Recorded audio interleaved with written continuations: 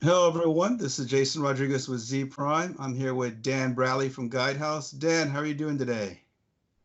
Hey, I'm doing good, Jason. I'm sitting in my home office, as all of us are today. You may hear some piano in the background. My kids are doing their piano lesson, but otherwise, safe and good.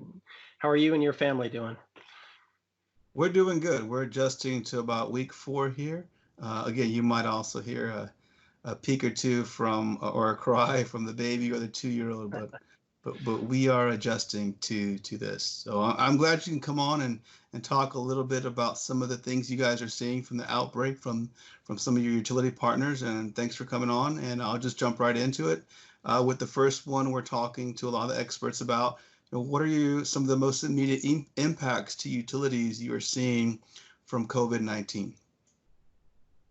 So when you think about the immediate impacts, you can come at that from many different directions. I would say, you've got a lot of headline impacts, which are, concerns over affordability, with people, losing their jobs or having bills, high bills to pay. How are people going to pay their utility bills, and how are utilities going to deal with that? How are the commissions going to address that? How is stimulus going to address that? There's lots of different issues from an immediate financial impact. An Mm-hmm. interesting impact that I would share, which is, say, on the employee side, is here you have utilities that for most of the 120 plus years have been, say, in-person networks of people, Mm-hmm. and all of a sudden they're now managing remote workforces, which brings Wow. up so many different interesting twists on the typical utility business. I think it would be commonplace for someone to be able to walk down the hall. If you're an executive or a manager working in a utility, you can walk down the hall, you can have that quick face-to-face conversation and make decisions and get things done. I think you have a workforce that's like new to remote working, new Mm-hmm. to both being cognizant of the cyber risks and participating with all their colleagues. And so I think that's a big cultural change that is happening like really overnight.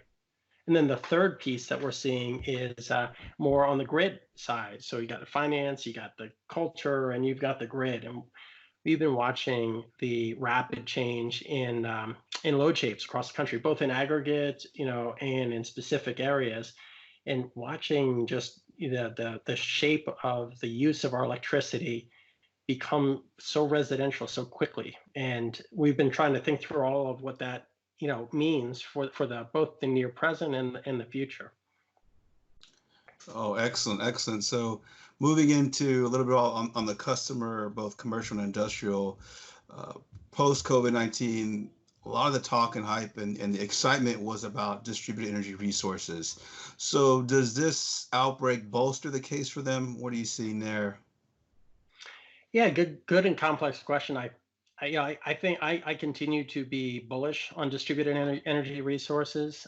There's some talk about potential slowdowns or risks based on the person element of installing and interconnecting these.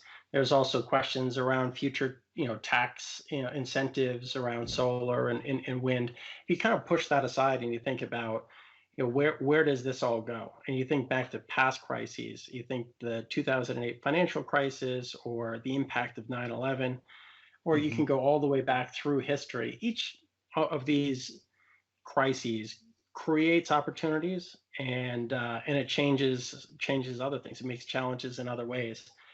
We'll see what comes out of this, but one of the aspects that I think will come out of this is a real focus on resiliency and self-reliance. A colleague of mine brought up an interesting point on even electric vehicles. If you own an EV, you may not think, hey, now's the time to become an EV driver, but if you do own an EV, you're charging your garage. You're not Hmm. having to drive on the street to a gas station, put on a glove, and Mm. interact with DER and some of these advanced technologies. There's cost issues and there's all sorts of barriers that exist regardless of corona virus. But I do think that some of the benefits of these people are going to start to see, we could see interesting adoption of them, or you look 10 years out and you say, this was the impact. This was the point of the crisis that created now this world of DER and advanced technologies. Oh, excellent, excellent. You touched on resilience here, and that sorry, Guidehouse has been one of the leaders in terms of shaping these conversations and working with utilities, not just in the U.S. but across the globe on resilience strategy and critical infrastructure. So, do you think the outbreak is going to help us redefine infrastructure planning and strategy? And what do you think you see that as? For example, as I mentioned earlier, like climate change, storms, cyber, terrorist threats, those have all been in that resilience and grid hardening conversation. But now with COVID-19, are we in a new era of rethinking resilience? My hope is that we are. I believe we are.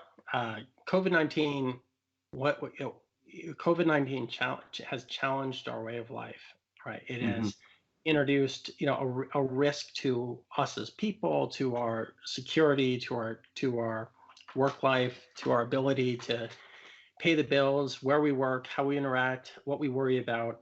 Um, and you think about what that does to the conversation around resiliency, and it may be early days, but if you play this out over time, one of the interesting COVID-19 observations that I've been watching closely is that this is happening in the United States during a shoulder period of demand. It's Mm-hmm. spring in many places, although we've had some patches of cold weather. It's not really, occurring during a period of time where there's storms, Mm-hmm. extreme weather, where there's heat, where there's freezing cold. And in that way, I think we've been given an opportunity to get real smart about this real quick.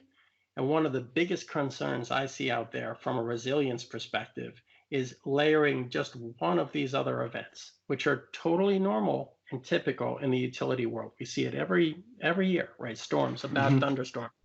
Now, what happens when you start to play with resiliency in this hypothetical on this, beautiful spring day where there's not much to worry about? You start to say, what would be the ramifications to people's security or Mm-hmm. to the decisions, the unfortunate decisions that a healthcare provider is going to have to make in a time where they're facing a crisis of the loss of power. And your mind doesn't even want to go there, but we have to go there today. We have to ask ourselves, is the grid that we've been designing for the last 120 years and building out, which is built out, with plenty of, contingencies, with emergencies. It is a very resilient grid.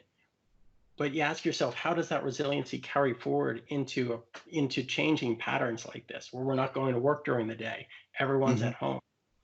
And so when I think about the impact of resiliency and on our future infrastructure planning, once we get to the point where we are, from a stimulus perspective, once we're thinking beyond like the immediate need to push dollars into the economy to keep small businesses afloat, to keep people paying their paychecks, I think what sits behind there is the potential for a world-changing view on how to plan out infrastructure and how to plan out smart and resilient infrastructure to keep us safe in any of the different, potential impacts that we may see related to coronavirus or otherwise.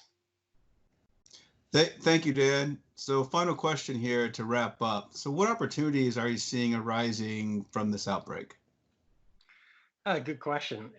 If you think about it, Jason, uh, we only have to go back a couple of months until the time that everyone was putting out their predictions for the 2020s. How Mm-hmm. is it going to play out? Here we are, just a couple months in. We've got a turbulent start, and I think a lot of the projections may be a little bit off by now. No one really saw this coming at this point in time. Yeah. Uh, Even dating back, just to November timeframe. So looking at the opportunities that we see, right? The opportunities in a crisis like this, I think, are first and foremost around affordability, around Mm-hmm. customer outreach, around keeping things going. Once we look a little bit beyond that, I start to see some opportunities around changing, relationship with customer interaction, Or you think about the use of advanced technologies, about drones, about other sensing devices to go out there and maybe make inspections or interact with Hmm. customers, from a safe distance during this point in time. I think energy efficiency is just a phenomenal area where we can see Hmm. an explosion of innovation, thinking about how do we modernize it, digitize it, make it maybe a more contributor to resilience and a job creator. Yeah. Um, Another one, I posted a LinkedIn post maybe about a week ago. And it was based on an article I read in the Austin Statesman, which was talking about Austin Energy saying how much additional power their residential customers are using, 6 to 12% increases. We're seeing that all over the country. So what does that mean, again, as we go into the summer? And we mentioned this earlier. Uh, Ideas to address that, innovation to address that. Fundamentally, though, I think the answer to your question is I see the federal government coming out with a stimulus package around infrastructure. Could be weeks off, could be months off. I see this coming, and I think my hope and where we're trying to lean in ourselves is what could happen as a status quo, right? We could, put a lot of money at the system and use that to pay customers and do that, and that's extremely important. But when we start to think about infrastructure, Hmm. thinking about the needs of tomorrow with the technologies that we have today and down the road is the opportunity I see to build back a system that's more efficient, cleaner, built more for the next 100 years than it was for the past 100 years. So that is the main opportunity, the main sets of opportunities that we're seeing now. But I think for a creative and innovative mind, just putting that mind to work, whoever you are watching this video at home, people need your ideas. This is a unique, unprecedented experience, and one thing that never lacks in a time like this is leadership and ideas. All right, Dan. Thank you. Thank you again for your time, and thank you for coming on. And be safe. Be safe, Jason. Thanks for your leadership. This is awesome. Keep it up. I love all the content you guys are pushing out onto social. It's really keeping me occupied and helping my family understand better what I do. Oh yeah. Thank you for that. All right. All right. All right. Well, you take care. Thanks, All right. Dan. Take care. Bye-bye. All right.